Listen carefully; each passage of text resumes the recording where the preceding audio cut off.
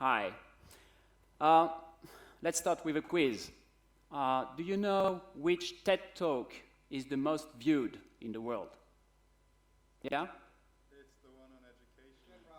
Ken Robinson about education. That's correct. Good point. 18 million views. It's fantastic. Seems that education is a very hot topic. And if you haven't seen this video of Ken Robinson, I invite you to watch it because I'm going to tell the part 2 of this story. Ken Robinson talked about how school kills creativity. We have to change school. And the question is, how?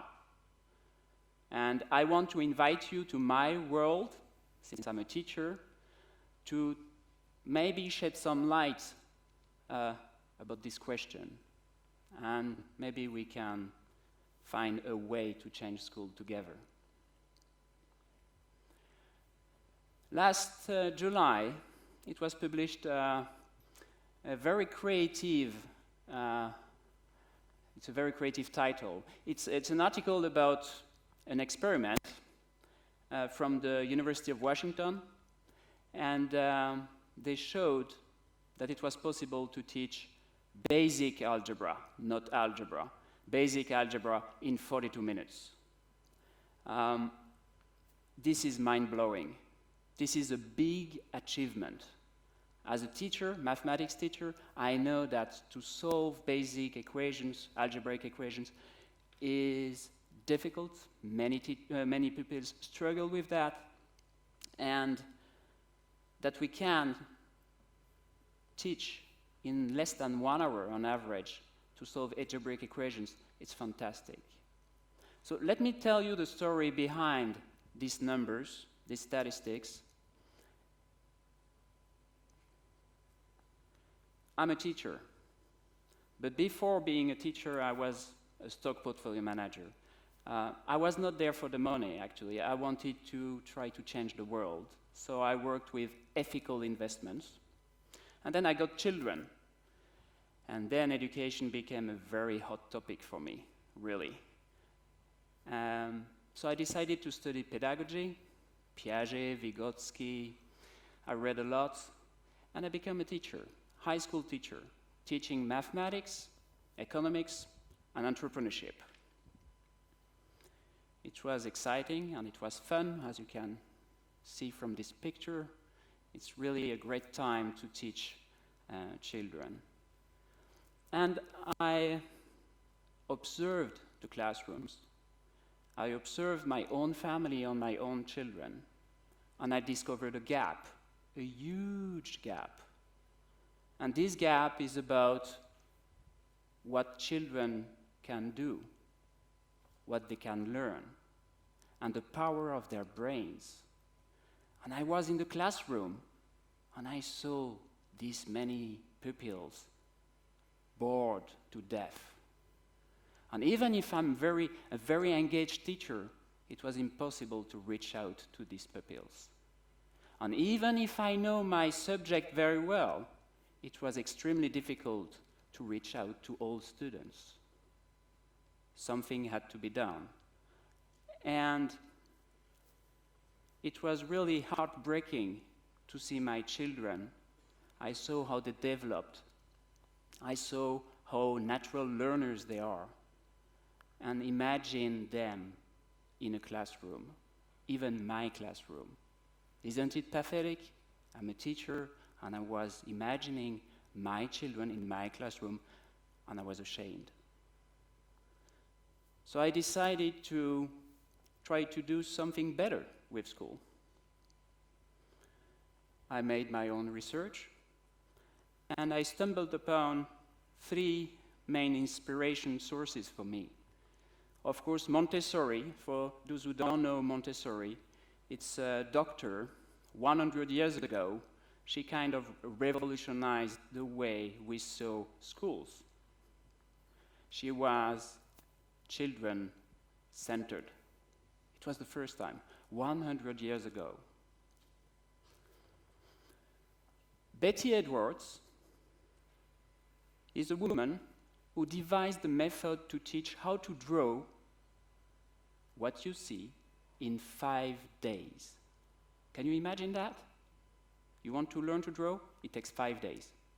It's nice.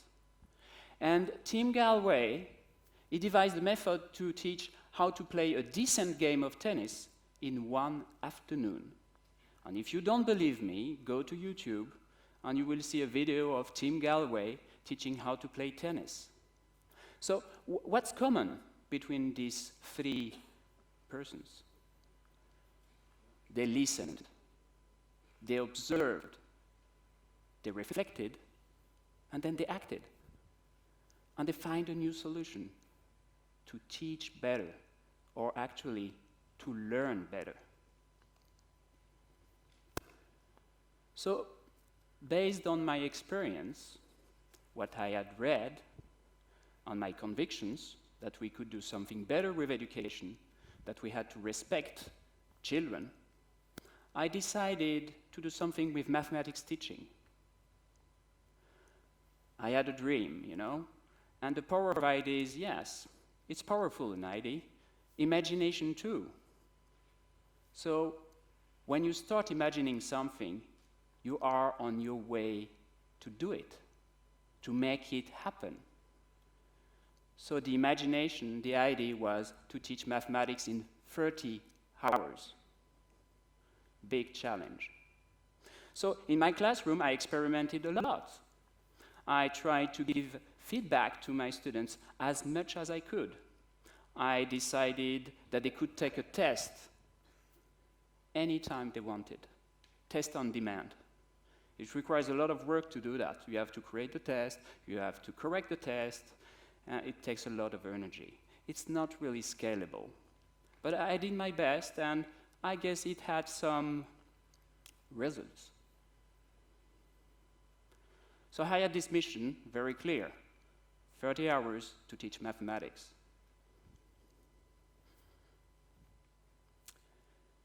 When you have a problem, you have 2 choices. Either you don't listen to it, and you keep on the same track, or you decide to address it. Winter 2010, my youngest son, Paul, he got asthma, you know, this breathing problem. Couldn't sleep, couldn't breathe, you know, that's the basic stuff we do. To live, you have to breathe. Couldn't learn that much. So, it's a problem. I had to address it as much as I could. And sometimes it requires drastic decisions to change things. So I discussed with my wife, and we decided to go to another place with a warmer climate, because it could possibly help with asthma. We did it. We went to Gran Canaria in Spain. And you know what?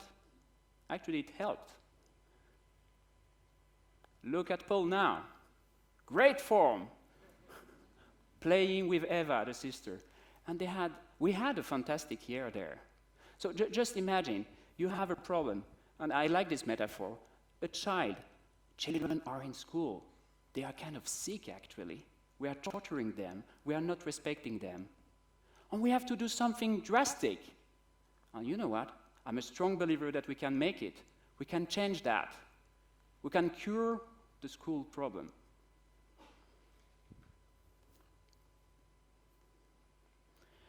While I was in Gran Canaria, actually I got a position as a mathematics teacher in a Norwegian school. Not that many children go to a Norwegian school in Spain. So I got, guess what? 2 students. Not 1,000, not 30, 2. And something happened when you are really listening. I know that some people think that we can solve the problem in schools by getting more teachers per student.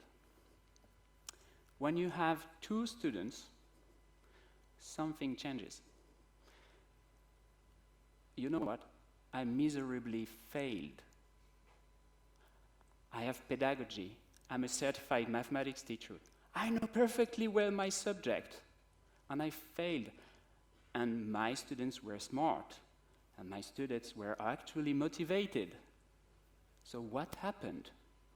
Of course, you have this teacher effect. The closer you are a student, the less concentrated they are, and they're really scared by you. So it might play a role, but still something was not correct. What was the problem? Was it the students? Was I the problem? Me, the teacher? With all my goodwill, my experience? I think I was the problem, actually. And as a teacher, it's very difficult to accept that. And then I remembered Tim Galloway with the tennis playing, Betty Edwards with the drawing, and Montessori. They listened. And I realized that I did not listen enough. And I started listening more to children, the students. Here it's a beautiful picture. I like it very much because it shows what I did. I had to go at the same level as children. And that's what we have to do.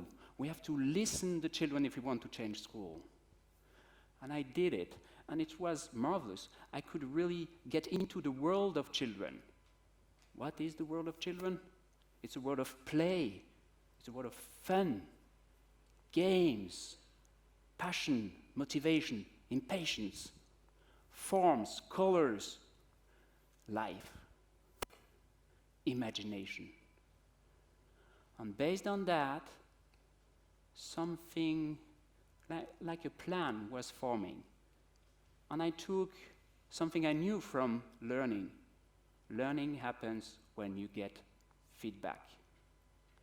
And all of a sudden I understood feedback, imagination, children's word, it's a game. It's a game. Part of the solution is game. Because in a game you have to listen. As a game designer, you have to listen to the players. And you have to keep this flow. You have to keep the interest, the exploration spirit. So what did I do? I gathered a team of experts to create a game. We chose algebra.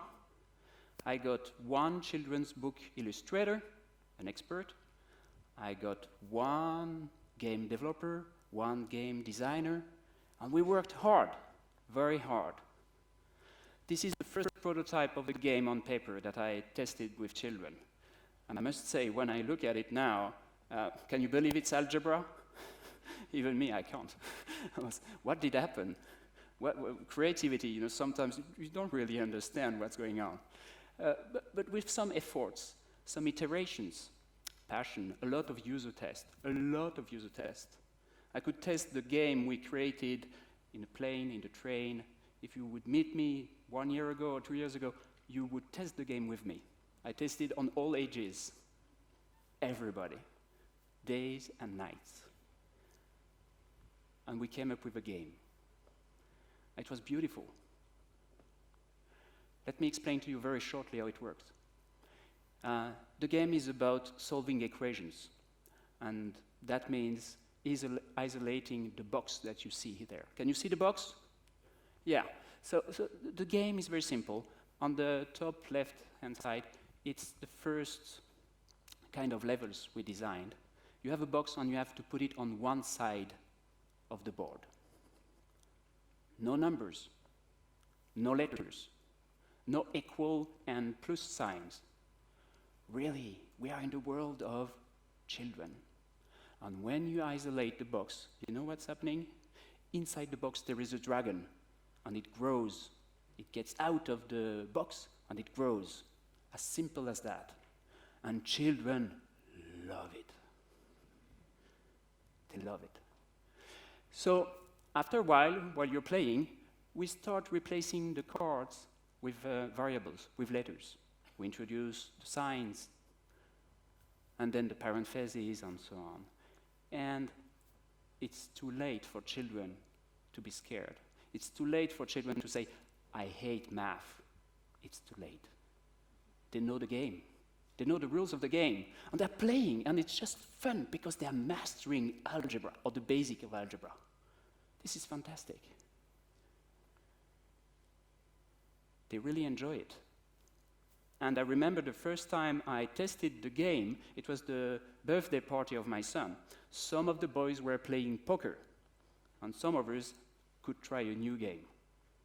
7 kids playing DragonBox, that's the name of the game. And actually it was beautiful to see, because it was the first time in my life of a teacher that I could see children discuss mathematics. Can you believe that? Children at a birthday party, they were playing mathematics. And they were, wow, it's great. No, don't do that, do that. Oh, I don't understand how it works. Oh, you should do that. It was peer tutoring, it was fun, it was flow, and they played for 2.5 hours. And you know why they stopped? They had to go home. They had to go home. We launched it on the App Store. It came, it was top grossing app in Norway, also in Denmark. Why was the iPad made? This game is why. It was unexpected. I thought it was one of my colleagues who wrote this review, and I sent a mail. I say, no fake reviews. Feedback is important. It was not a fake review. We got many, many reviews. An algebra game, learning. Isn't it fantastic? It is. And we couldn't stop there, of course. Once you have a resource to teach or learn algebra, you can do much more. You can innovate even more. So what did we do? I went to my research partner in Washington, and we organized an algebra challenge. We gathered children, like in a MOOC, this massively open online course. 4,000 children could play the game and learn algebra together. And that's the 42 minutes of the Forbes article. We could measure how long it takes to learn algebra. And news, I can announce to you, we're going to organize an algebra challenge in Norway. All students in Norway are welcome to learn algebra at the same time. This is a big news. It's fantastic.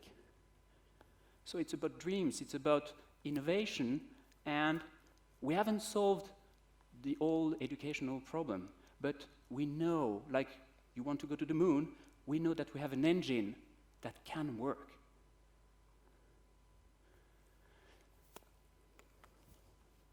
But to put that in perspective, because imagination and innovation, it's not that easy, I want to take this quote from Montessori.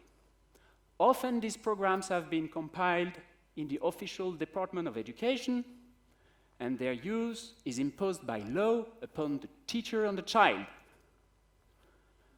Before such dense and willful disregard of the life which is growing within these children, we should hide our heads in shame. And let me tell you more. Today, an urgent need imposes itself upon society: the reconstruction of methods in education and instruction. And he who fights for this cause fights for human regeneration. I'm not saying that because I innovated a bit.